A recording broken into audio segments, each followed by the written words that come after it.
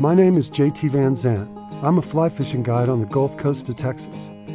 Being on the water has always been the secret to unlocking my soul. I just feel like I'm doing what I'm supposed to be doing in this life. And that feeling inspires deep thought and conversations with my clients, who are all of varied backgrounds. I truly enjoy sharing perspective on the human experience with folks I take fishing. Drifting, a YETI Presents podcast, was created with the goal of capturing those candid conversations with people who inspire me and sharing them with an audience that has the same sort of restlessness and curiosity that I do. I have found that the best way to provide wisdom and hope for future generations is to learn from the folks that have blazed the trail before us and have made tough decisions in the pursuit of living an extraordinary life. I hope you enjoy, and thanks for listening to Drifting.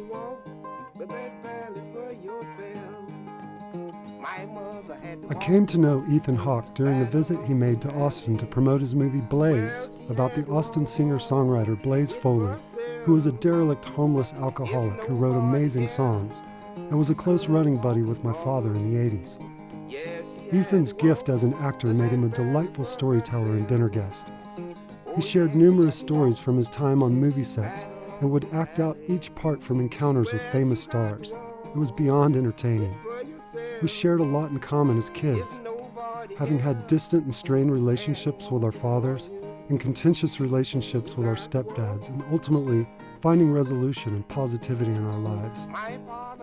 Ethan is an insightful and intelligent character with a deep appreciation for the human condition.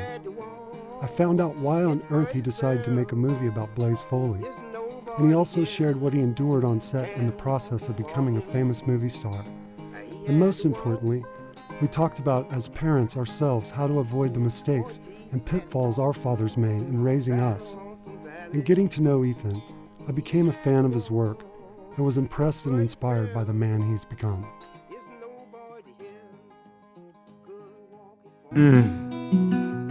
Yeah, it goes really nicely, doesn't it? If I made the transition, it's hard to get off of one and onto the other, but...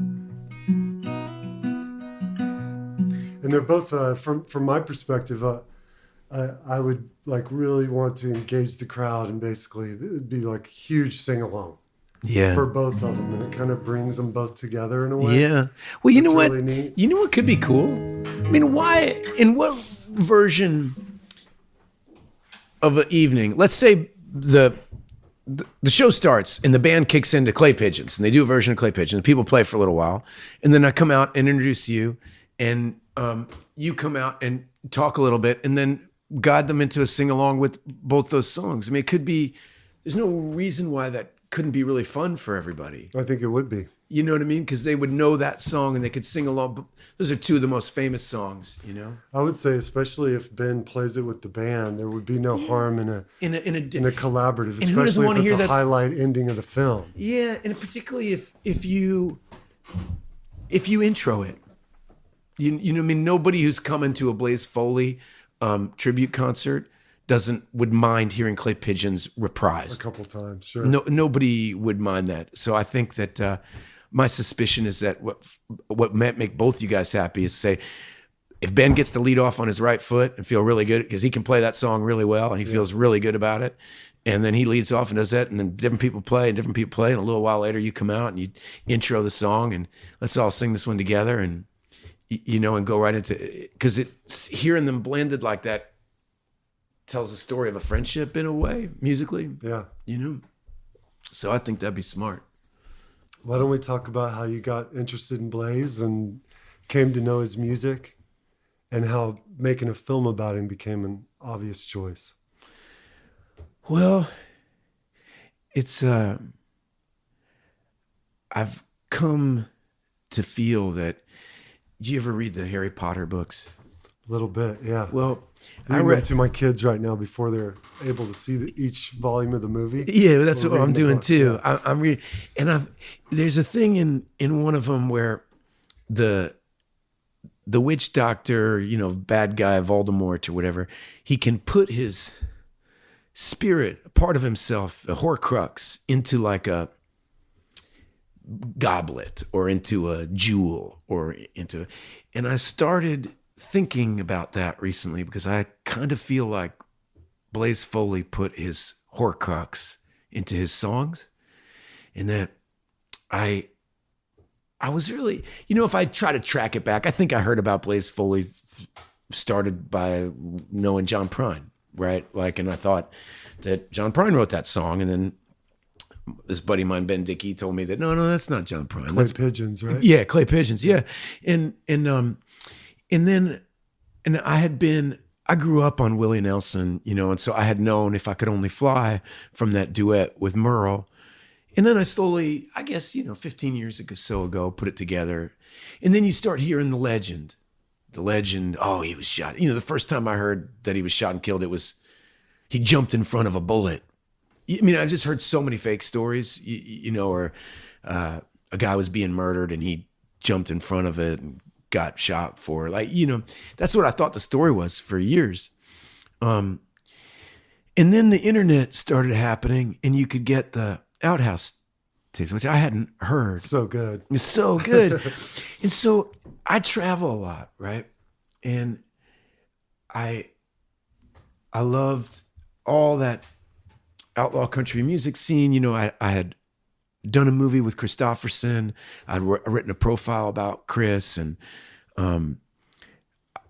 it was very exciting when I discovered the Outhouse to have all this new music that I loved. I hadn't heard a lot of those songs, and I used to fall asleep by myself. You can go on YouTube or whatever and Outhouse tapes, and they would just play on a loop as I was sleeping, and I would miss my wife or miss my kids or be feeling something. And these songs kind of just spoke to him. And I remember, because I spent a lot of time alone in hotel rooms, or I was actually shooting this movie a couple of years ago in Newfoundland. It was really in the middle of nowhere.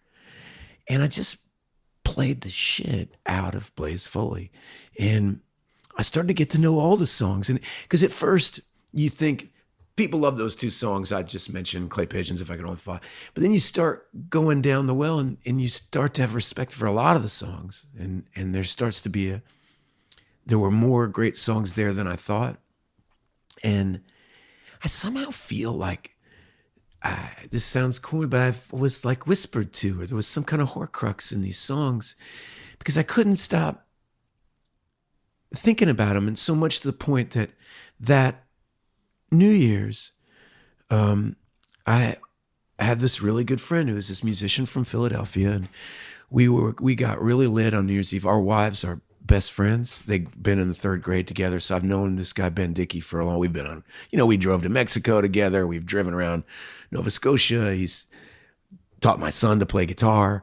He's a good friend of mine, and he makes me laugh and feel good like nobody else. But he was really hurting because his band had broken up. And it's hard when you get in your late 30s and you're still met with indifference. In your 20s you kind of feel like, oh, it's okay, I'll break through. And he was hitting that moment where he's like, I guess maybe there is no wall I'm ever going to break through. Like maybe I'm not a professional musician, and he was really tough realization if you're all in. It's tough because that's all he cares about. I mean, it's all this guy will eat, sleep, and breathe. He'll stay up with you all night listening to whether it's Muddy Waters or Lightning Hopkins or your dad or Blaze or anybody who's real. And he'll listen to it, and it's his literature. It's everything, He's a guy who can play all of Desolation Row, have all the lyrics, and he'll play Sad-Eyed Lady of the Lowlands. And he knows all the words around the couch. And who does that? He's like, well, it's a misspent youth, he just plays these songs over and over again. And I love Ben, and I could tell he was really hurting. And I was basically remember saying to him that, remember Blaze Foley, this is a poet of the first order who was utterly disregarded by the music industry. And if you met him, would you say he should take seriously the fact that he didn't have a label? That's part of what you love about him, is that he didn't have a label and he continued to write in the face of indifference, and we're talking about it. And so he launches into If I Could Only Fly. And I've only had this moment once in my life, but I looked at him, the fire was going, and it was like somebody jabbed me with an electric cattle prod, and I said to him, you should play Blaze Foley in a movie. And he laughed and he started, well, I have a whiskey for medicinal purposes. He started imitating some stuff from the Outhouse tapes. He started. Medicinal purposes. Yeah. I forgot about that. All right. And he started doing his little, and Ben is 6'4". He's from Arkansas. He's a big boy. He's got a big red beard, and he's got a lot of love and a lot of anger and a lot of issues. And he's struggled with his health his whole life, a lot like Blaze did. And he started playing this, and I felt this weird chill come over me, like, well, who's going to do that, Ethan? Who's going to put Ben Dickey in a movie playing Blaze? Like, how is that going to happen? And it's kind of like, well, you're going to do it, And I got pretty excited about the idea that night, and Ben likes to tell the story, that I was like a complete lunatic. I was like, we're going to do this. We're going to do this. We're going to do this. And I guess, I then got met with a series of, if I recount them, they all, in and of themselves, these little coincidences don't have a lot of value or don't seem important. But there were so many coincidences. My stepfather had just sent me his guitar when Ben didn't have a guitar anymore. And so I gave him this guitar. And when we found the guitar, there was a duct tape cross on it. And the guitar actually was, the inception date in the guitar that my stepfather gave me was the day that Blaze had died. And there were all these things that started to point us in the direction. I thought, well, how could I get the money for this? Because nobody wants to. I mean, it's impossible to get a movie made even with Leonardo DiCaprio. Right. How am I going to? Oh, here's a good idea for a movie. A musician most of the world hasn't heard of, starring a dude nobody's heard of, right? Like, oh, they're going to flock. I remember I pitched it to one guy in this studio executive said, nobody went to see the Hank Williams movie. Why? It makes you think they're going to see a Blaze Foley movie. And I was like, well, because the movie's going to be good. And I have a kind of allergy to, I've spent my life with artists, and I have had a lot of doors open really easily for me, but most of the friends of my life have not. A lot of my favorite actors, people who really taught me, they're not on the cover of a magazine, and they think the way people I love think about acting, it's integrated with their spiritual life. It's integrated with their, I like to joke, it's kind of like joining a monastic faith, like the arts, like where you get to have sex, and it's actually highly encouraged. But it's in order, and there's a lot of, I just thought, wouldn't it be awesome to do a movie about a guy who wasn't famous? Every musical biopic you ever saw is about depicting some celebrity, as if that's what being an artist, and kids grow up seeing that, right? That the point of playing the gig is to get discovered. Well, what if that wasn't the point? And all of my favorite music that I've ever heard played in my life is not somebody trying to be a big shot. It's such a relief when you meet somebody who's not trying to be a big shot, and which is kind of what folk music is, right? Yeah. That's what front porch music is. That's what folk music is. That's what, I remember the opening of Nashville Skyline. You remember that? Like Johnny Cash and Bob Dylan are singing a song. Sure do. And they're out of tune, and they don't remember the words just right. Yeah, they kind of step on each other, and it's all the more charming for it. Yeah. And it went right into my guts. I remember being like 13 and playing that song over. I'm like, why didn't they fix this? And it's better not fixed because it's more honest, and I can actually get to know them. Like, it sounds like my buddy playing the song. They're working it out. They're working it out. And I like that. And because I'm working it out.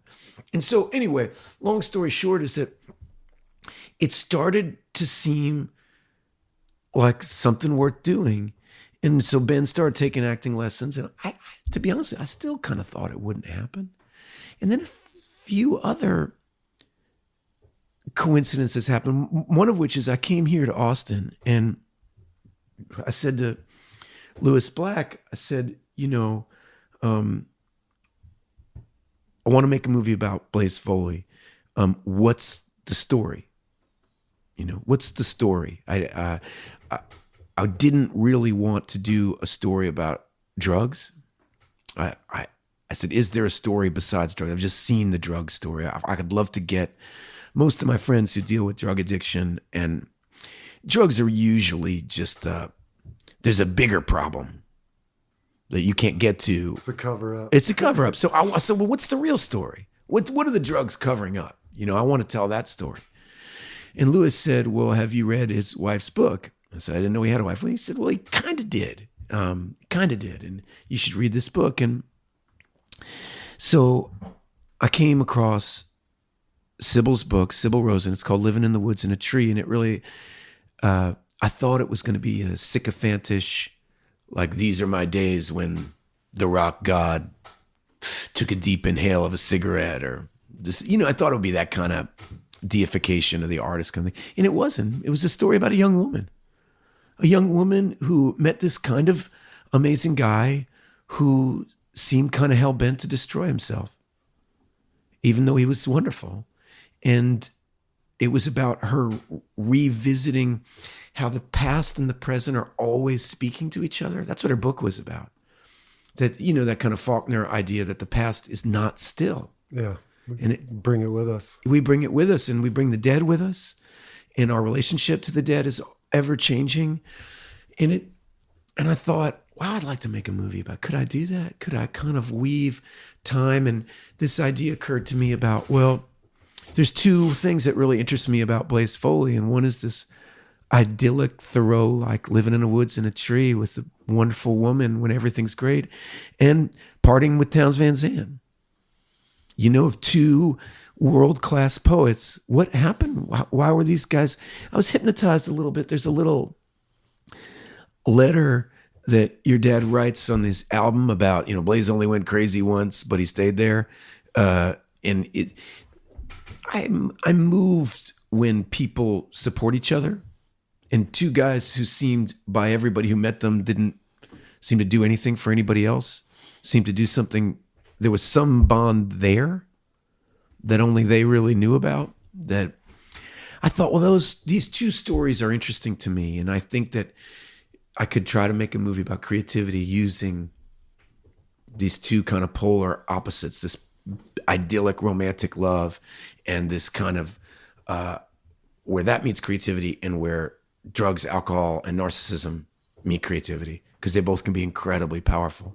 And that in truth, I confess to you that that was just personal to me.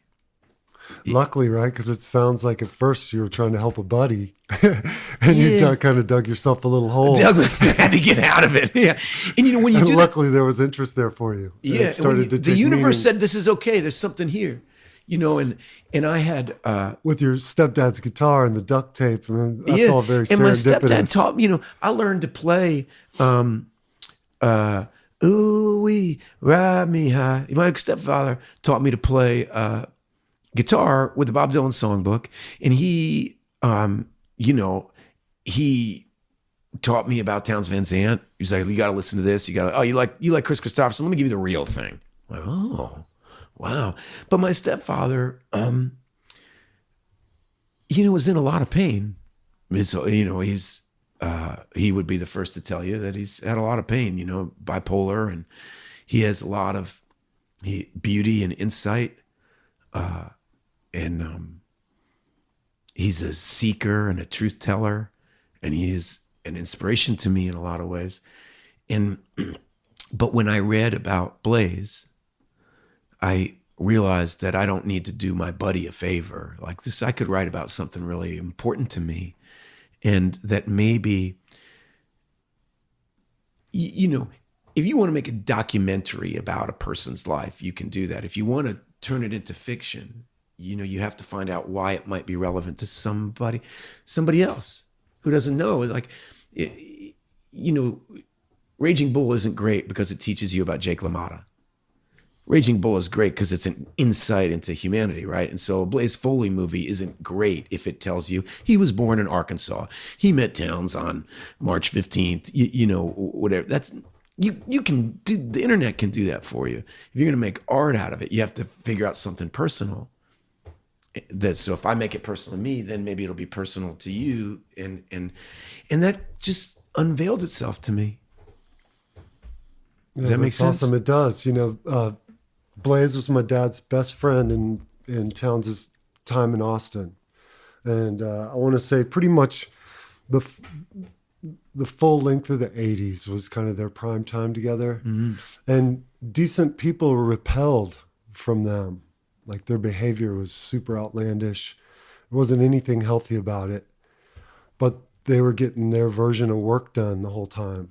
It was total calamity, but the songs were really, really good. Yeah, there's no one could be around to experience it. It was no fun in the moment. And the guy Clark told me about the whole process. It's romantic, but it's no fun, right? It's romantic in hindsight, probably not romantic when you were there. Yeah, it's filthy, smelling, booze and cigarettes. And Charlie Sexton, who plays your dad, which is so great. It's such a funny sentence to say, isn't it? I know. Even as it came out of my mouth, I was like, wow, it's been in the works my whole life, but I never saw it coming. It's so great. He helped me write a scene that is pretty disgusting, where I have them sitting in a fireplace, out of their minds as Blaze ruins any chance of a record deal by insulting people. And, and it's not like The Doors when, Jim Morrison's hanging out with all these sexy girls. It's like a homeless shelter. Yeah. And Charlie helped me conceive of this whole thing. And I think you'll like it because, he is the line Charlie came up with is he's like, you don't get it. You don't get it. This is research. This is my crack team. This is my crack team of researchers. And you can just tell they stink. You can tell they've been up like it's, and I wanted to show that it's because you see, we're chock full of images of, dereliction made to look super romantic. Val Kilmer with two hot babes dripping off each shoulder as he does lines or something like that. Even though you say he died and it's sad, it makes it look really romantic and really appealing. And that's probably not what it was like at all. He's probably passed out and drooling and wet himself. Unhappy. Unhappy, But so this is a big deal for me. It's a big deal for me to be coming to Austin with this movie. It's scary. Yeah. There won't be anywhere else that this movie will show that will scare me. You made yourself pretty vulnerable. Yeah. Here, which is beautiful. And I made myself vulnerable in the place that means the most to me. It'd be one thing if, I was born here and it's kind of sacred to me. My friendship with Richard Linklater has been a big part of my creative life, and it's all happened here.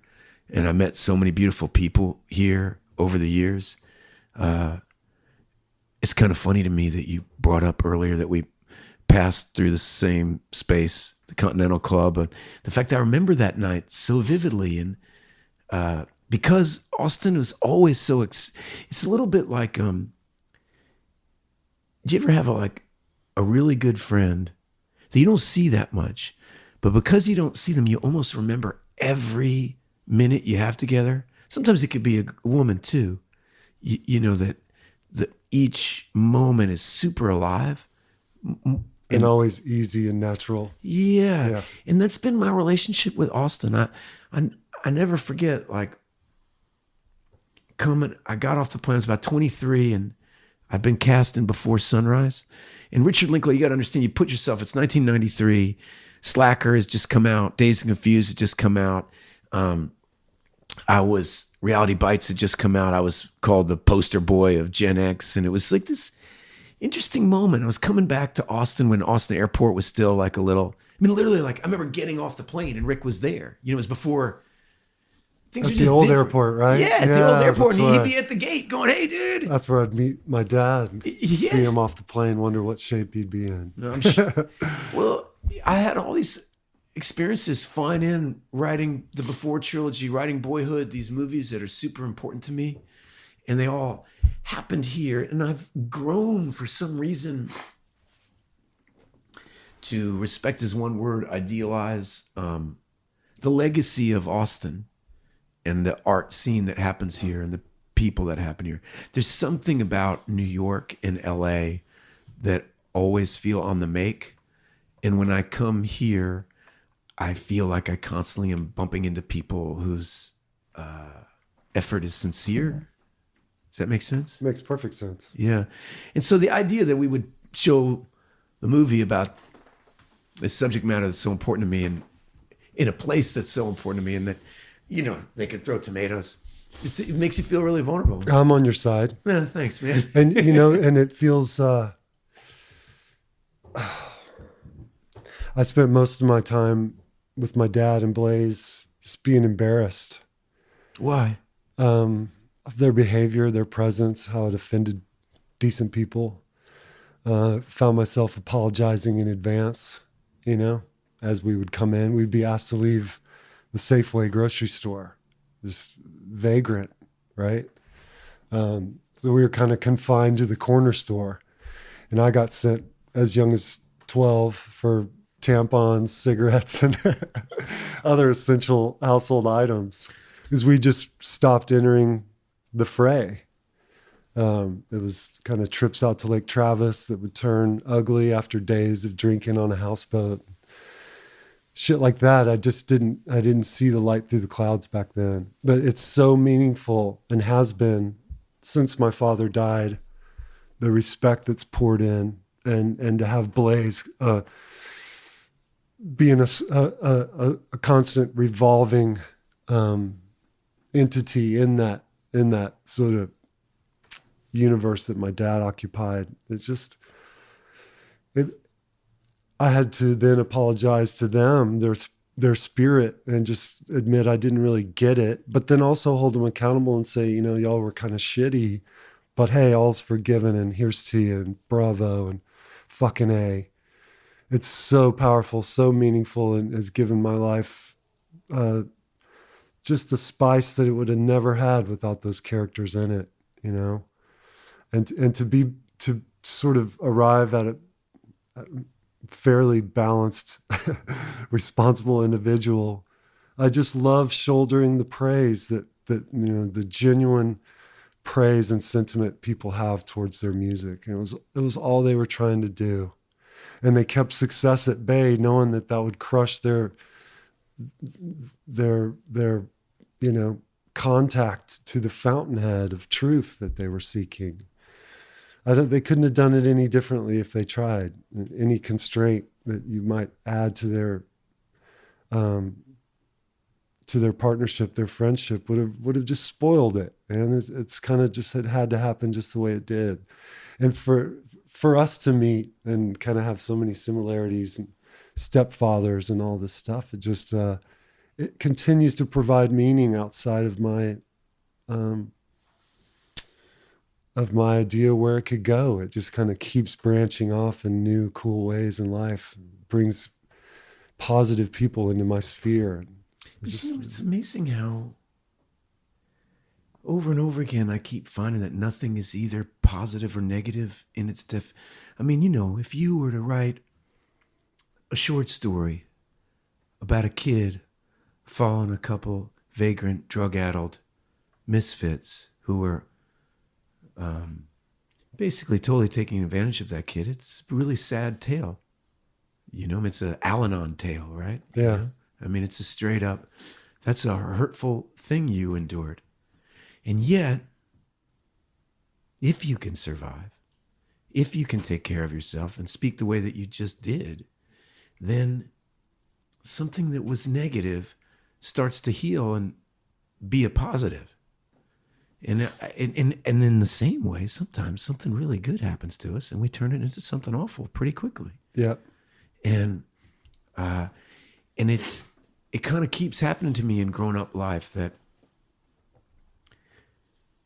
you know, I'll be honest, you know, sometimes making this movie was so hard. I mean, my wife produced it.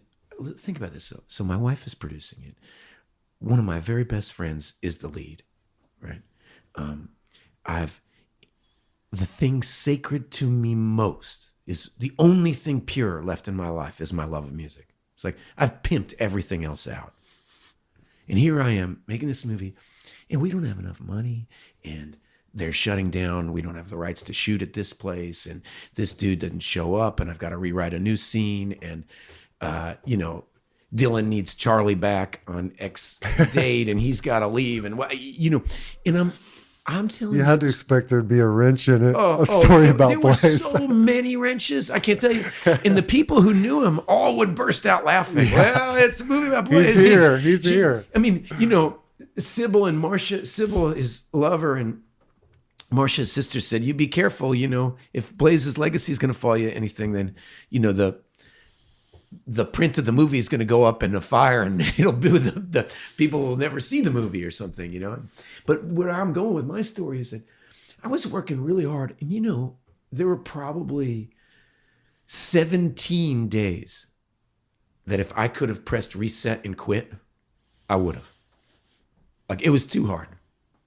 It was just too. I cry uncle, but you couldn't because I was already deep in. I just had to keep slogging through rainy, weird Louisiana and this Blaze Foley story and try to make sense out of it in my own mind and make it personal and make it respectful, make it honor the ghosts, honor the legacy, honor the music, and yet tell my truth. Because if I don't make any art, what the hell's the point of it all, right? Yeah. I mean, the music already exists. It's going to exist tomorrow. That doesn't need me to exist, right?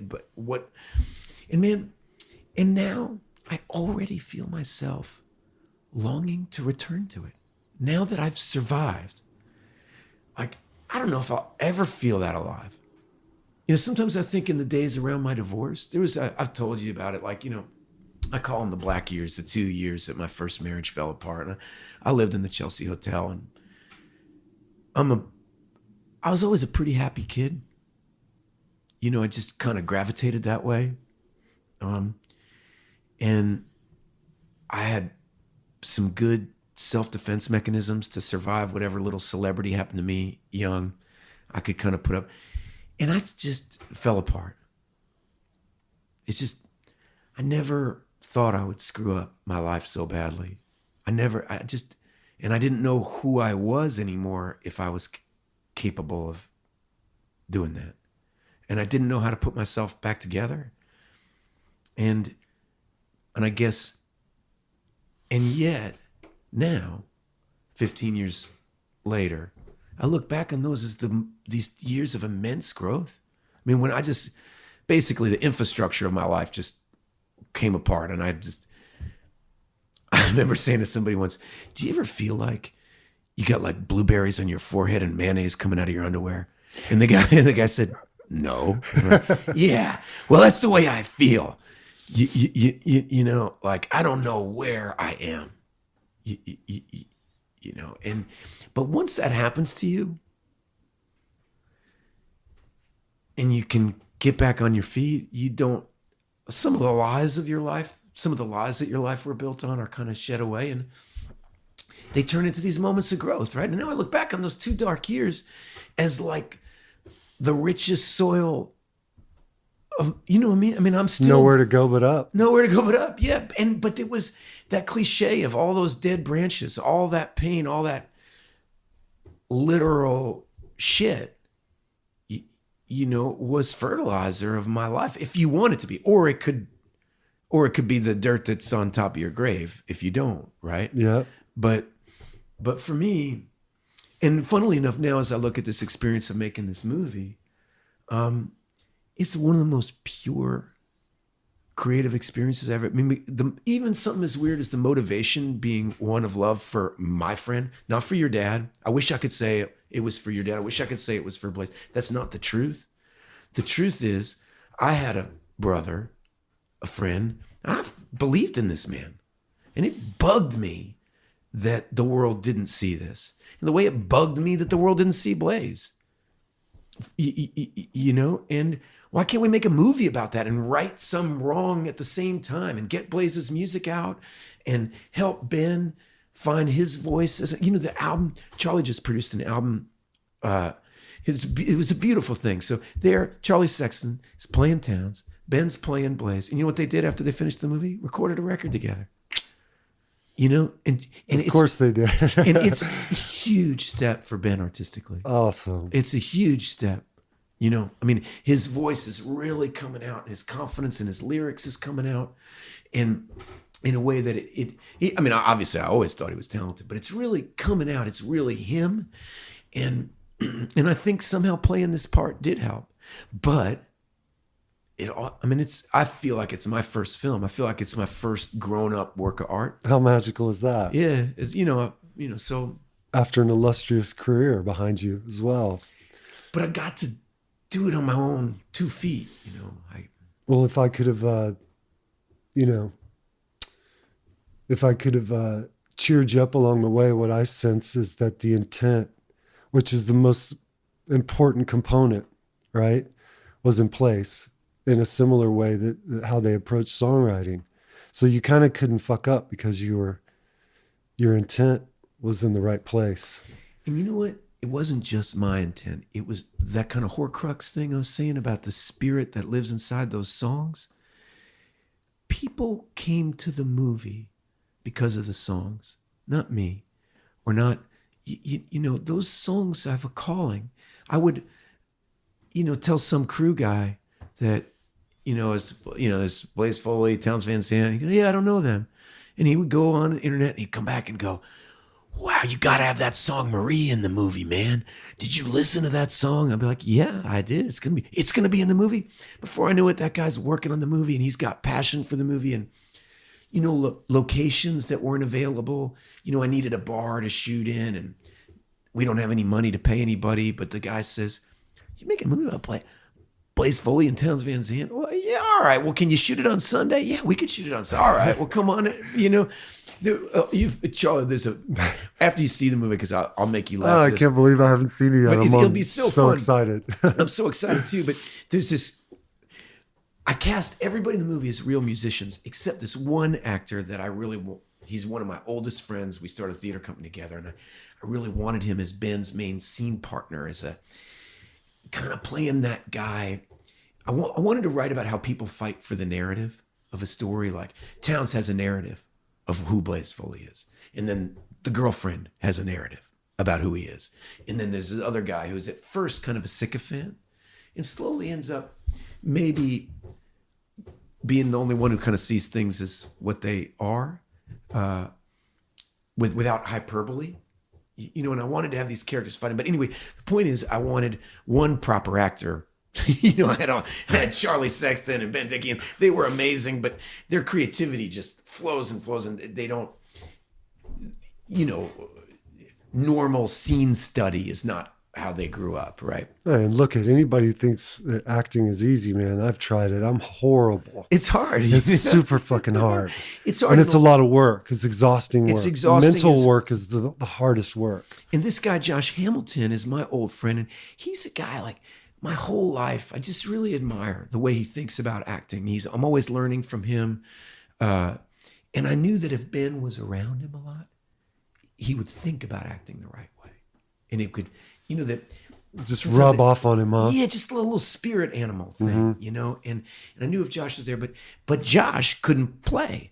And I was like, all right, well, what's the easiest instrument to fake? A harmonica. All right. So it started this huge problem, which is that I was having all live music, except I didn't have a harmonica player and I had a guy playing a harmonica. So I had to have somebody off behind the camera playing the harmonica when these live things were happening, And it was really tricky. And Charlie was trying to help me figure it out, and he would just get exasperated with it. But it was one of the most beautiful stories of Charlie was like, one day he's like, I know a guy in New Orleans who can play the harp really good. Call this guy. He'll have the number of this guy. So I end up, I'm there standing in the pouring rain in Louisiana, trying to stay dry. And I say to this guy, hey, listen, I need a harmonica player for these 4 days. I'm shooting a movie. You're not going to be in the movie. You're going to be off screen. It's kind of a pain, but I need a great harmonica. I need a harmonica player that can play with Charlie Sexton as he plays Towns Van Zandt. Like, I need that guy. And he's like, well, I played with Towns and I played with Charlie, and I could be the right guy. He goes, This is mean the world to me. Yeah, I mean, you don't have to pay me. I mean, I would love to come to this. I can't believe my good fortune. He says, the only time I'm unavailable is the 5th through the 12th. I'm like, that's when I need you, the 5th through the 12th. And he goes, listen to this. I was waiting for the snag. Yeah, and then he goes, hell, I'm available the 5th through the 12th. I'm like, what do you mean? And he goes, I was going fishing, but if that's really the only time, I'll go fishing when the movie's done. And I thought he was perfect. And he came, That's so good. Johnny Sansom, and he came and he played a wicked harp, and he was terrific. And Blaze's Blues ends the movie, and it's which for those who don't know, that's your dad's song, Yeah. And we end into that guy's on the harmonica with Charlie. It's great. Yeah, just anticipation. I don't want to ask too many questions and get a spoiler, but and then it'll invariably just disappoint. It'll never be as good as it should be. No, like I said, I'm looking at it as an abstract painting. If I can, number one, and first important, I mean this, just the intent and the approach and how to portray these guys. As long as that's of great importance to someone, then I don't see anybody being able to really fuck up too bad. Because you've got my heart at that point. You've got my trust in terms of your intent and how you want to tell a story about these two complicated guys. And now I'm just excited to see the imagery and hear the music and have it all sort of flow together like a painting. That's how it works. That's how I wouldn't want to see a real close depiction of how it was. And it just kind of keeps kind of peeling back layers for me. There was nobody around that really cared because those people couldn't stand to be around it.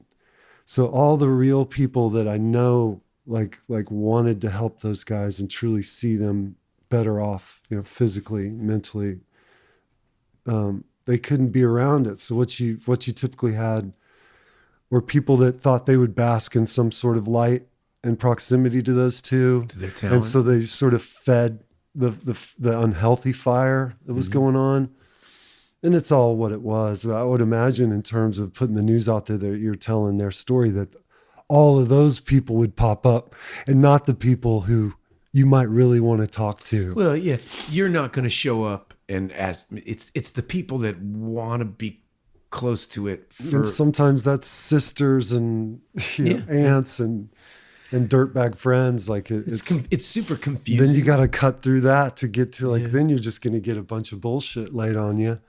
So it becomes even harder to find the intent if those folks are in your ear, right? Can I tell you a cool story? Yeah. About intent? Because this woman, Sybil Rosen, right, who you're going to meet, but who had written this memoir about her affair in this treehouse with Blaze, and she became kind of a guiding light, so to speak, kind of a flame for us, because she loved him and she's very, like you, sees the whole thing really clearly. That's the joy of reading her book, was there wasn't a lot of fake layers that had to be. I mean, she sees her role in it and what it is and what it's. She was wonderful to be around, but she was around the whole shoot, helping people learn their lines and helping people get the period aspect right and helping people get this thing right. And she's wrote a beautiful essay about Blaze's friendship with Townes too, because she did a lot of research about it, because she was super interested in what happened to him after they broke up. She never met your father. They intersected. It was like, I kind of do it in the movie a little bit. One leaves and the other enters. There's these two powerful relationships. And so she was around, and she was I just cannot say, you think with somebody and you're telling their story, they're going to be, oh, it didn't happen like this. It didn't, but I was scared to invite her in, but everything just kept going well with her. And she was always helpful and always had an interesting insight. And no personal agenda. No personal agenda. She was really interested. That's rare. I think her primary interest was, and she would say this, she's like, well, she would say, I think you're Blaze's best shot, she would say to me, about getting the music out there. She said, Blaze wants his music out in the world. And she felt that very strongly. that this music isn't done. And so a movie would be a good idea. And she was going to be around every day, whether I liked it or not. And I was like, geez, but she was wonderful. Absolutely. She never asked for a thing. She would help with the wardrobe. If we needed wardrobe help, she'd help with the script advisor. She'd help with lunch. She'd help, she didn't have a driver's license. It was the only thing she couldn't help with, was driving people places. But it's the last day of shooting, and I had deliberately left because Alia Shawkat is the actress who was playing Sybil in the movie. And I thought, well, by the end of the shoot, they'll be super comfortable with each other. And I want to do a day of improvisation, where we just, let's see two lovers hanging out. I'll see them doing their laundry. I'll see them cooking. I just had this list of cool. And Ben and Alia are so funny. And I just thought, I carved out this whole day. I hope this isn't too long-winded, but it was I'm filled with fear at the idea of having to improv something. Well, you're an actor. I mean, it comes easy, hard. Right? No, it's like no, it's always hard. It's totally scary. Panic. They were scared. I mean, it's super scary, and a lot of it doesn't go well. But we're trying to get this day going, and Sybil comes to me, and it's our last day of shooting, and the night sunsets, and she goes, "Oh, it's a full moon." And I said, "Oh yeah," and I said, "You should get a photograph of the moon. You should see the treehouse at the moon." And I've been making movies my whole life. DPs hate the moon. It's impossible to photograph. It always looks smaller. You ever try to take a picture of the moon? Right. It doesn't ever turn out does good. It justice. It either blows out. It's not. It's like you need great lenses. It's just and I knew it wasn't the spirit of this movie. I'm not going to throw on some macro lens and have a close up of the moon. It just seemed corny to me, right? And so I said, "Oh, that's nice, Sybil." And the Moonlight song. Yeah, well, and she's like, and so Ben, we're going on, and she goes, I found a spot up on top of the ridge where you can look down on the treehouse and see the moon, and I think it's really beautiful. Here I'm going through this whole movie, and she's never been a pain. I'm like, why are you talking about this moon shot? I said, we're not photographing the moon. I have not enough time to get the ideas that I really want to do, and that actors are nervous. I need to relax everybody. And she said, I've never asked for anything, and I really want you to do a shot of them howling at the moon. Blaze and I like to howl at the moon, and I really want you to do it. All right. I'll ask the DP. And in my mind, the DP is going to shut this down. What is it? So I get the cinematographer over and I say, Sybil wants to do a shot of the moon. And he goes, we can't shoot the moon. I don't have the lenses. It's never going to work. She's like, she just gets this really sad face. You're fucking killing me. I know. And she gets this really sad face. And she comes over and she says, Ben starts playing Moonlight. He says, so we're doing this little thing. And moonlight falling through the trees. She's like, Ethan, it's going to hurt me forever that there's a full moon on our last night of filming, and I want them to howl at the moon. I said, okay. So we go up on the ridge, and I go to Ben and Alia, and I say, hey, you guys mind climbing up on the roof of this treehouse? Be safe. I can't have anybody get hurt the last day. It's just we just howl at the moon. And they're both, that's a great idea. I love to. Because they're sick of trying to improvise. Howling they can do. Yeah. Howling I can do, right? So they saw their break. Yeah. Ben gets Alia on his lap. Ben's 6'4" and 2, a lot. And Alia, Alia probably weighs 100 pounds, and he hauls her up there on the roof. And they start howling at the moon. And a wolf howled back. And far out. Everybody froze. And I looked over at Sybil. She said, I told you he's here. He's here. And it's just the hair in the back of my head. It was just, it was so beautiful. And she just had this smile. And I was so glad we did it. It was like, and we wrapped the movie. And it was this. That's kind of like Denzel getting his way with the scene in Training Day. In Training Day, right. Are you a sheep or a wolf? Good for her. She took the sensitive persuasion route, as she did every day that we made that movie. That's amazing. Well, let's back up a little bit. This guitar in the basement, your stepdad's guitar. Yeah. What's that all about? How'd you get that thing? And what did it mean? Why was it sort of leaning in a corner down in a basement? Well, how is it available for that moment? And what does all that mean? Like, it means so much. I mean, it's, as we both, you say, as you peel through the layers of your own life, what's it doing there? Well, my stepfather and I, we're extremely close. He taught me to throw a football. He taught me to play guitar. It's always a volatile relationship. He taught me, he's a guy, I wanted to go be an actor, right? And I was going to go audition for try to get a scholarship to a college, right? In a theater school. And because I was upset, my father didn't see that as a proper anything that a person should do. And that was hard on all of us. And my stepfather's a guy that said, so did you work on your audition? I'm like, I got it. You got it? He's like, you don't got anything, Let me hear it.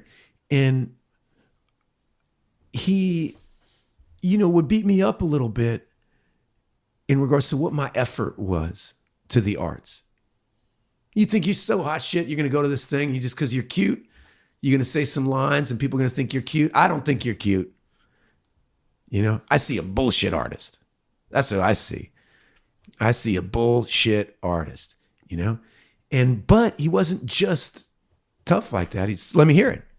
What's your speech? Well, I'm going to do Petruchio from Taming of the Shrew. Let's hear it. Kate, prettiest Kate in Christendom, Kate of Kate Hall, my super dainty Kate. When I worked in the speech and he would give me, he would challenge me. He's like, you don't know your lines. I don't want to watch you try to remember your lines. I want to see a performance. Watching you remember your lines is boring, And I went there and I crushed that audition, got a full scholarship, and I'm grateful to him. I love him. Is he kind of a bully you needed? Maybe. Yeah. It's hard as a dad. There's a thing that we all know. There's this thing you want to be best friends with your son, but your son doesn't need a best friend. He's going to have lots of best friends. He needs a father, right? And we both know that when your mother's not with your father, it's a fraught situation in the house. Because, the first movie I ever made, right? I made this movie, and it literally ends with an imagination of my mother and father kissing. It's how powerful it is in our side. I didn't mean to write it that way, but when I sit down to write, what starts coming out but this desire to pull them back together. This desire to make something whole that's fractured. Resolve right? that shit. And of course the stepfather's in the way of that. Right? Even though he's doing things for you, even though he's helping you,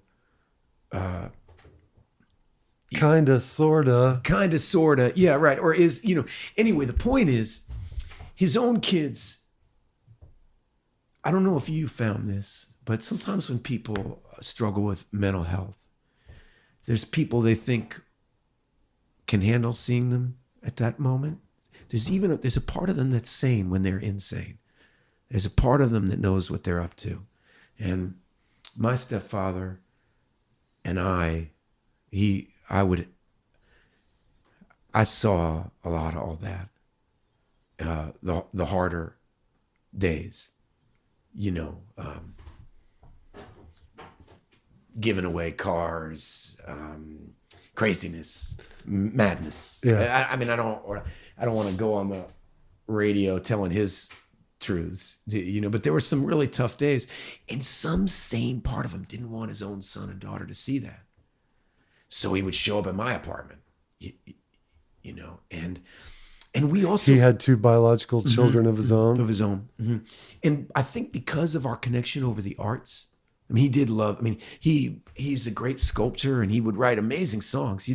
When I graduated high school, he sold everything except this Martin guitar and Harley Davidson and drove to Nashville, because I was done having to take care of you kids, he wanted to be like your dad.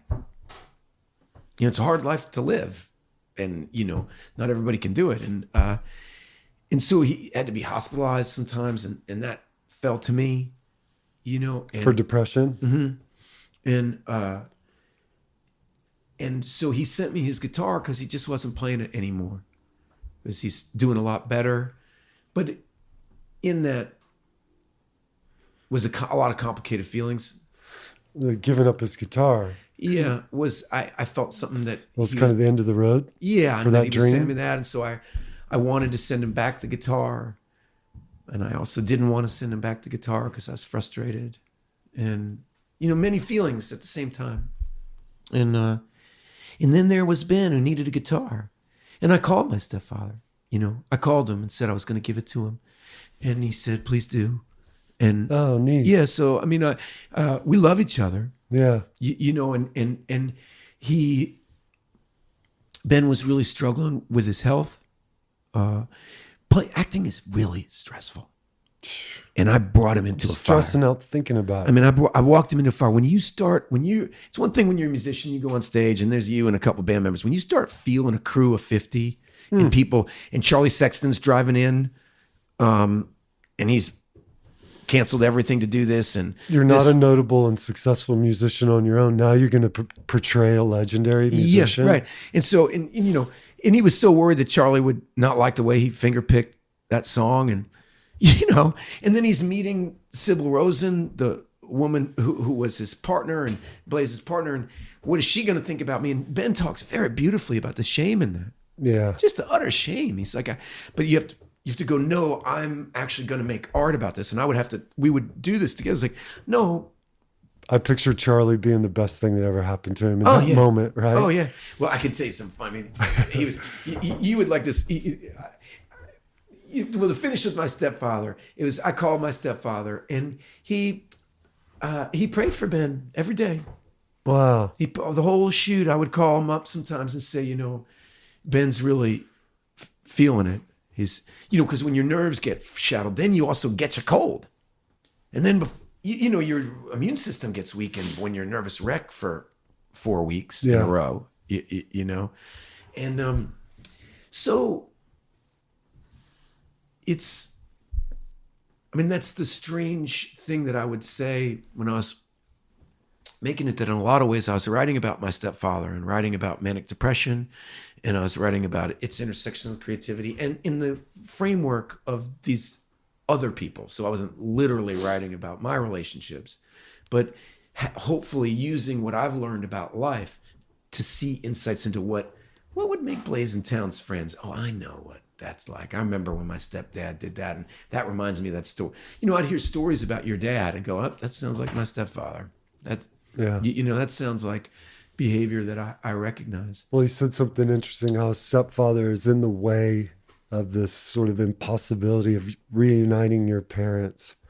And if I was forced to empathize with the step parents I've had, both stepmoms and stepdads, like I was in the way too of something a lot more realistic, which was this relationship that was happening, not in the past, but happening in front of me. But I guess my best advice to a potential step parent. Yeah. One of the greatest things my wife has done for me, and if I can hear her voice, and I didn't do it for you, she'd say, but is she never saw my relationship with my kids from my first marriage as a threat to us. But I think most people do. Yeah. One of the toughest times, my daughter was 13. She was really mad at me. We were having a lot of issues. And it's a funny thing happened. A movie, I just totally got it wrong. I thought I was leaving on the 18th, and the movie didn't start till the 25th. I just had it in the calendar wrong. And so I had nothing planned. I was supposed to leave on the 18th. And now I had 2 weeks with nothing to do. And Ryan, my wife, said, you know what you should do? You've got nothing to do. Call up Maya, take her out of school, and go somewhere with her. Just the two of you. Go take her somewhere. How loving is that? How loving. And so I called Maya up on the phone and I said, I want to take you. We're going to leave. We're going to go somewhere, anywhere you want. And I thought for sure she was going to say Paris or freaking St. Petersburg or something. I don't know. But I was like, wherever you want to go is where we're going to go. She said, really? I was like, yeah. She goes, Graceland. And I was like, what the hell? Why? But so we took the train to Graceland and had a great time. And it marked a huge transition in my relationship with my daughter. And my wife, that's step parenting. A lot of step parents, I think, do, and now only being a grown man, do you realize, oh, right, this kid, the reason why, I had a stepfather before the one I was talking about that was really, when I was really little, it was super tough on me. And as I grow up, I realized, oh, right, he wanted to run away with this young woman. I mean, when I was 8, my mom was 25, right? So I was this 8-year-old kid completely in the way. I didn't even see myself as, you see yourself as the protagonist of your own life. But if you start looking at, it's hard to be a good parent, and it's really hard to be a good step parent. It's really, really hard. Yeah, no, my advice would be to just come in and, if you've got it in you, just to serve as a decent example and just stand back. That's it. Yeah. You're not going to gain the respect as a father or a mother. And a friendship has to play into it. Mostly it's about trust, because you start off not trusting that person. It already went bad for you in the worst way, having your parents split up. And this is not woe is me. I think it's safe to say you and I both love the life we have. Yeah, totally. And wouldn't back up and change a thing. It's not woe is me. It's about like, how the hell in the middle of my life do I make sense out of my past in a way that can feed my present? Yeah. And because it's in my future, I guess. You're naturally blaming yourself as a kid of divorced parents, as young as you're old enough to contemplate the notion. I know. Even my own kids did that. And I couldn't believe they thought it was their fault. But they feel that if they had done something different, it was because I cried too much in that car trip. That's why they split up. Yeah. I go, no, you didn't, kid. That's our problem, know? But wait, I wanted to tell you one funny thing. Speaking of when you said about Charlie, I don't know, being a help. And you and Charlie both have stepfather stories out the wild. I mean, you guys are raised by wolves, basically. But he is so amazing the way he taught me. Like, as I asked for his help, not just in playing towns, but, well, he actually said it to me too. I should be clear. He said, hey, look, if I'm going to play this, I really need you to listen to me in regards to the music a little bit, because I can't have the movie play in Austin and not have the music be something I can stand by. Yeah. I can't see my friends. He said, I can't see you. There's certain things have to be. Some heavy. Yeah, and he said, weight. so tell me how you're going to do the outhouse. Because, Towns wasn't out that outhouse performance, right? And so tell me how you're going to, so he knew he wasn't going to be there those days. He said, tell me how you're going to do that. I want to be there for those, he said. Okay, cool. And I said to him, I think I have this great guy to be a drummer, and I have this, the bassist from Wilco is a guy I know, and he's a big Blaze Foley fan, and there's just silence over the phone. Yeah. What drummer do you think Blaze had? Like, what? So Blaze Foley's gonna play the outhouse, and he's gonna record it. Who wants to play with him? For free, because he doesn't have any money to pay anybody, right? Who wants to pay? Nobody. And you know how Charlie speaks. He doesn't ever totally finish his sentence. He kind of guides me to the answer. I guess, who would he call? I don't know who he would call. Well, think about it. Who would he call? How much money do you think he can pay for it? Well, probably none. Yeah, definitely none. Right? and so he said, he sure as shit didn't have the bassist from Wilco. He's right. He never played with a bassist that good. If I remember the album, it's an occasional fiddle and an occasional harmonica. And what Charlie was leading me to is that none of them were there on that day. That those were actually added later. That he went back in and put them in the recording. It was like on a 4-tray, put in a couple other tracks. They weren't there at all, and that there was really just a bass and a harmonica. That was all that he had. And so that's all we did. But he led me to that. And he said, you want to get somebody to play drums? Then what I want you to do is have a hootenanny in Baton Rouge of local musicians. He said, and you should cast them as the waiters and waitresses and stuff at the bar. And if you want anybody to sing backup or anybody play drums or anybody play a fiddle or anything special, it should be one of the local people. They can stumble up on stage. It should be Janice, who's also the waitress. That's the only person that's going to play with him. There's nobody that stopped their day. That didn't happen. And I was like, and it started teaching me about, kind of what you were saying about the world's reaction to them and where they were at that moment. As far as and it gives the music a tremendous authenticity because it made Ben rely on himself. It's hard not to explore all the possibilities and resources at your disposal and strip it all down. I wanted to make it sound great. He goes, please don't make it sound great. Trust the writing. Trust it. That's huge. It's huge, and I'm very proud of the music in the movie because of that, and I'm indebted to Charlie for teaching me the right way to be thinking about the music. How do you think, was it your stepdad that gave you the confidence to act? Was that a natural ability that you felt confident in front of a camera? Because I see your ease at doing sort of Irish impression at dinner last night. Like I crumble outside of my own skin. And I didn't get a lot of confidence through my childhood. It was something I just had to kind of create on my own. But you seem so comfortable in your own skin. I am, but acting is not. So I'm trying to it's because it fascinates me. I'm not that comfortable in my own skin. That's my struggle. Life is a little easier for me if I am 100% by myself or See, but me too, and that's where I derive the strength and confidence. Yeah. I think that this is going to sound pathetic, but this is where psychology is not chess, it's checkers. I honestly can tell you, I'm scared to say this out loud because it's so embarrassing, but I remember being 18 and walking to the set for the first time on the set of Dead Poets Society to do a scene and having the thought that if I do this scene really well, my dad will love me. And your real father. Yeah. And I know that it's as I've aged, I'm 47 years old now. I've had to find better reasons to act, be an artist, and be a professional.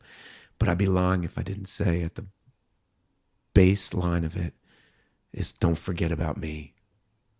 I'm still here. Yeah. And so my stepfather taught me about artistry.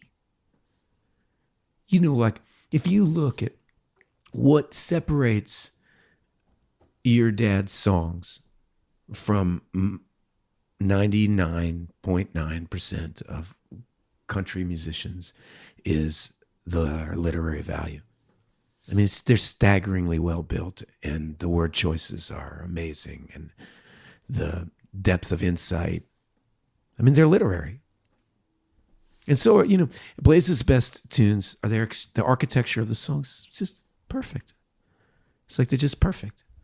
And my stepfather taught me about what that is. Because in the same way there's architecture of a song, there's architecture to a movie, and there's architecture to a good story, and in learning and seeing the fabric inside the cloth, seeing the strands of what builds a great performance or what builds a great piece of music or what builds a great building, like seeing the little minutia of it. My stepfather taught me about a kind of holy relationship to the arts, and that it can be achieved through discipline, and my father gave me the desire. I mean, the need, because let's face it, man, you wouldn't it's not fun to put your throat on the chopping block. It's not fun to get made fun of publicly. It's not fun to go through a public divorce and have people write horrible shit about you. It's not fun to pour your heart into a performance and have the New York Times say it sucks. It's not fun. No, it sucks. It's not fun. But if you are serious about believing in the arts itself, you know, if you are in service of the art itself, if you believe in, you don't have to believe in yourself. You don't have to believe in your particular movie or whatever. You just have to believe in movies. I mean, that I believe there's a great healing, beautiful power. If you sit and watch One Flew Over the Cuckoo's Nest with a crowd of 500 people and the lights come up, you know you're not alone. You're simpatico with the people that made that movie, and you're simpatico with the other people with tears running down their eyes, that we think our lives are so unique and that our dilemmas are so unique that nobody could possibly understand what it's like to be Ethan, right? And yet they can. They feel it too. They have some, and so I don't know where I'm going with that. I guess I was saying it's embarrassing that I honestly think that what drives a lot of artists is some kind of hurt. Now, if you indulge that and that continues to be the only reason you create, then I think you stay a child, and instead of using that art and understanding that need and trying to heal yourself. Yeah, and it never goes away. Yeah. So from talking to your dad, just really never got it together enough to really contribute to you as a man should to his son. Your stepfather sounds more like a mean older brother, right? And he's badgering you, but it sounds like some of that pressure in terms of that audition you described, like that could have been helpful. Was it hugely helpful? Hugely. And then you talked about sort of like drawing on him to make the movie and to describe the Blaze's character. I'm forever indebted. But then the ending scene is your real mother and father kissing. I know. We're complicated, aren't we? It is. It's complicated. It's complicated. I tell two stories, and so sometimes they get confused. I had a first stepfather that was he was the one who was hardcore throwing the football at my face. Was that the deer story as yeah, well? That's the deer story. I can reconcile that. But there's similar types, but they both were tough. And the first one was just non-artistic. Yeah. More of just a prick. Yeah. Vietnam vet, At least there was that. Man's man, But mean. Could be, yeah, really, yeah. Tough. I can relate. I had an Army Reserve stepdad who I can hardly remember his name. It was like the formative years of my life, like 1 or 2 to 8 years old. He was mean. And when he was gone, I couldn't care less. I had guys that were dating my mom that my mom had to go away on a business trip once, and he brought me on a date with another woman for me to keep the secret. I mean, guy he had to watch me for 2 days. Yeah. He couldn't keep in his pants for 2 days. So now I'm complicit in his lie to my mom. And he's not even my dad. That's kind of torment to a young boy. All I can say is looking down at people like that from where I am now, it's just to come out unscathed is a victory. I want to be clear because, we live in a time where people will hear this, what we're talking about right now, this podcast will play. And it's really important to me that my father and I, that and that I say that my father and I have been working really hard since I've been a grown up to be close. Yeah. And so while there are hurtful feelings, there's also healing. Yeah. And healing can happen. And I love my dad. And I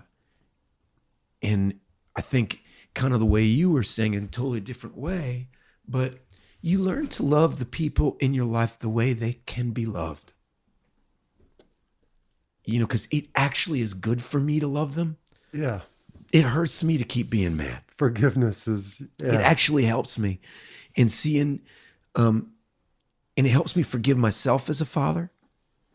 You know, it helps me learn. I'm grateful. You know, these things are all our teachers, right? All these bad events or alleged bad events, right, are great teachers. And so my stepfather and my father made me who I am. And I love who I am. And I'm grateful to be alive.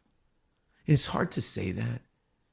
You know, you like there's some kind of, I think as a man or as a thing, I think it's important to take care of yourself. And I am grateful to these men for the ways in which they shape me. There's ways that I don't want to be like them. And there's ways that I do want to be like them. Yeah, we've just got a kind of a larger tool bag at this point, right? Yeah. Of different life experiences. And I've said it a bunch of times that my greatest source of pride is who my father was and exactly how he lived his life.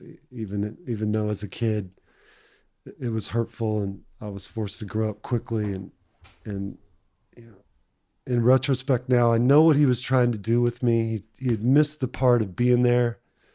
And so it was kind of a crash course in being a man sort of thing. How come you didn't OD? You know, it felt pretty obvious to me early on that if I were to try to repeat the worst things about my dad, that would just be super foolish. I'd seen him on heroin. I saw him, you know, shooting up as a kid in Franklin, Tennessee, there's this shack on the cover of Flying Shoes. And he lived in this old shed with no electricity and an outhouse and the whole bit. And he just got a kick out of it, you know? And it enhanced his creativity to be stripped down of luxury. But he had his second wife was 15 when they met.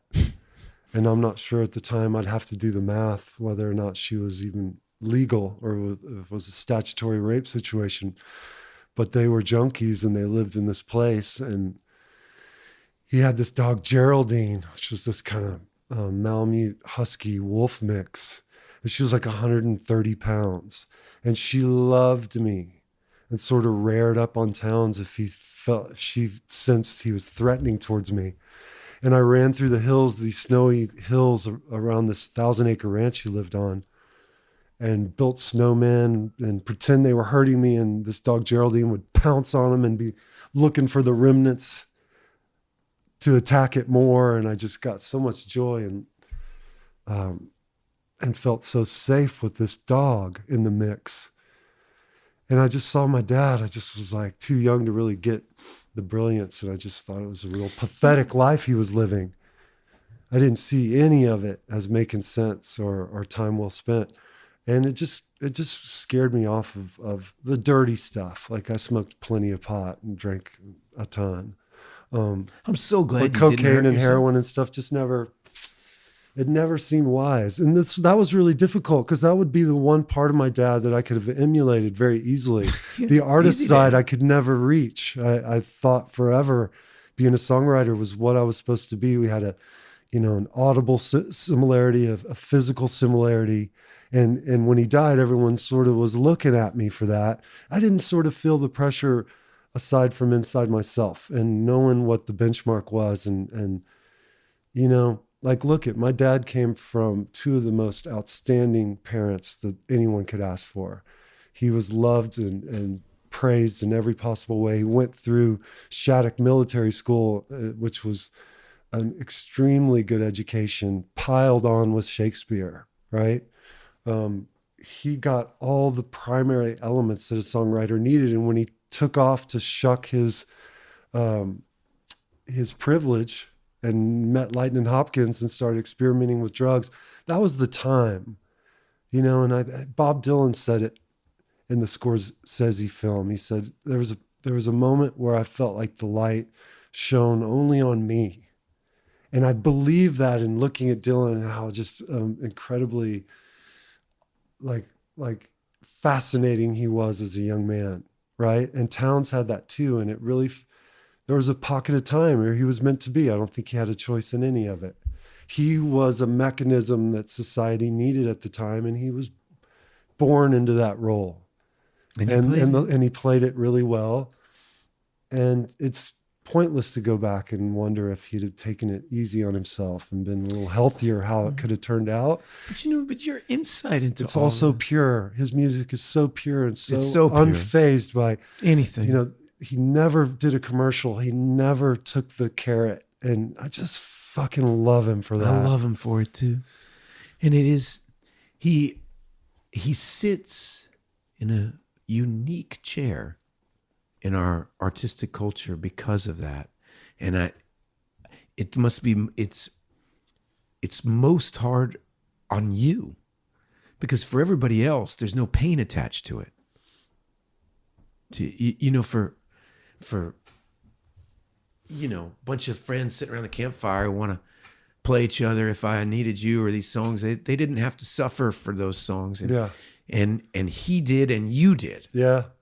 And at first, if I received a compliment in proximity to his death, on a bad day, I might say, like, God, your dad, I met him once. He was so sweet. And God, his music did this and that for my life. And I'd be like, yeah, well, you should have tried knowing him or something, just something slight like that. And I quickly recovered from the need to have them share in my grief.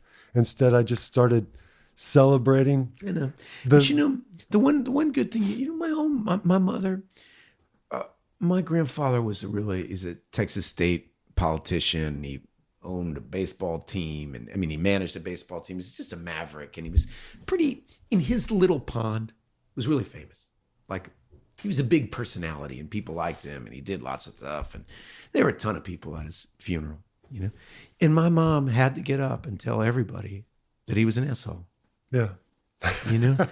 And it was somehow important. And slowly she was like, I wish I knew the man that you guys are all here to see, because I didn't know him, And I've always kind of talked to her about, you don't need to ruin their experience of him. Yeah. I know you're hurt. Yeah. And you're right to be hurt. You feel this obligation for people to know the truth. And all you're doing is kind of squashing the only good part about the man. Yeah, right. It's like wait, there is some good stuff, and it's like Roseanne Cash too. Yeah, remember? Yeah, exactly. It begs, as I talk to you over the last 24 hours and thinking about things you say, I wonder, have you ever written a book? No. Because the way that you think and your hit on things is always surprising. But you know what, Ethan? Like, I'm on to something now, right? And all I think about, aside from recovering from the last failure as a father, which is a daily experience. Yeah. Right? Is bow hunting and fly fishing. And I literally feel that my runway now is short enough where if I take my eyes off of those two pursuits, I won't become as good at those things as I want to be. Yeah, well, maybe you should write about those. Well, if I keep all that inside, I'm super strong. Like, good. All right. Like it's before the sun burns out kind of feeling. I also feel I could. And there might be a time for it. When I physically can't pursue, like, bow hunting is like, and it sounds so childish, like I'm a Boy Scout, but I am a Boy Scout. And the blueprint of my life are the unlocking of my father's poetry. The closest I can be to him, and not just him. If there was someone else who inspired me more, I would cling to that. But in reality, my dad's music is the most important parenting tool that I've received in life. My mom, who was always a solid rock, worked every day. So her and I lack a certain closeness that I'm making sure that she has with my children. She's an amazing woman, very virtuous woman, very strong woman. I've never seen her rocked by the greatest of catastrophe. Awesome. She has a lot of faith in God. I resent that a little bit because I can't explain that off. But she always chose lesser men.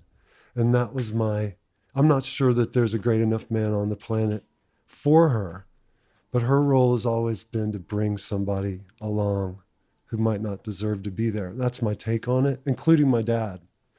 And so like I had a grandmother who was amazing, and she lived in the country. I'd spend summers with her, and I got a BB gun and then a 410 at a really early age. I was entrusted with that responsibility. I took it very seriously.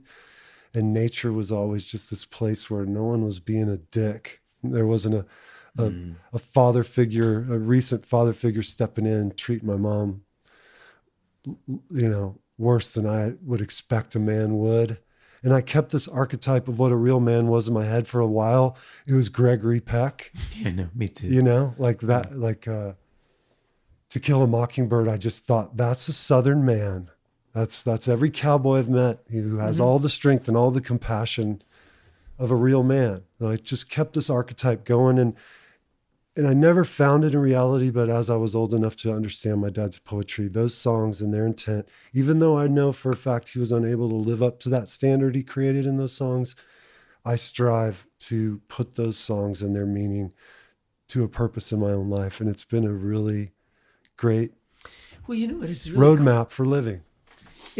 You're doing something really smart, which is not using the best part of what your father had to offer as a parenting tool. Like, okay, so he couldn't do this, that, or the other thing, but this is something he could do, and this is very beautiful. And I won't rob myself of that beauty just because these other needs weren't met. Yeah, yeah, it's real simple. I just want to live the way he wrote. Yeah, well, I have this theory that there's always a certain, in order to become like quote unquote famous for something, you have to have some necessary negative attributes, because at its baseline core, wanting to be famous for something is a fraudulent idea and a compromised idea. And perverse. And sick.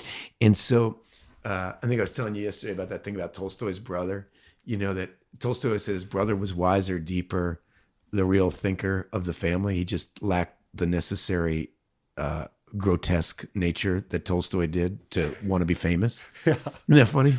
That is. Yeah. I got to hit the can. This is great, man. So good catching up. I cannot wait to see the film. I can't wait for you to, and I have this real hope that someday I get to go that you could teach me about fishing. Your son and your daughter. And my daughter too. And your littlest too. Yeah. Absolutely. I would really. And Ryan. Nova Scotia. I'll meet you guys up there. Look, I'm gonna tell you, I'd be on new ground. My friend who lives up there, who's like, he's just my friend I was telling you about. He's a great angler, and he has a little fishing cabin out in Cape Breton that it's pure magic. I mean, it's like right by this river where the salmon run, and the whole world there is like locked in the 50s. I mean, the houses, the people, there's a simplicity to living up there that is so wonderful to be near. And the fishing is great. Say no more. Let's keep that alive. All right, let's do it. Thanks, Ethan. Thanks again for listening to Drifting, presented by YETI and hosted by me, JT Van Zandt.